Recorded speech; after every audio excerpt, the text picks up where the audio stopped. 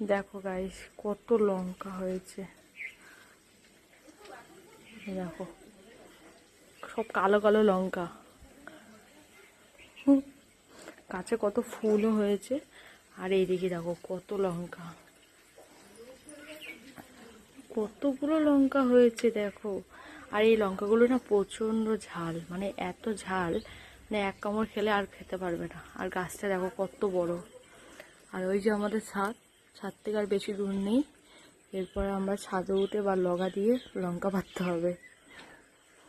দেখো আর লঙ্কাগুলো এক একটা মোটা কি, দেখো আমার আঙুলের সমান। এই যে আরও বড় হবে, এটা তো পুরো এই আঙুলের সমান।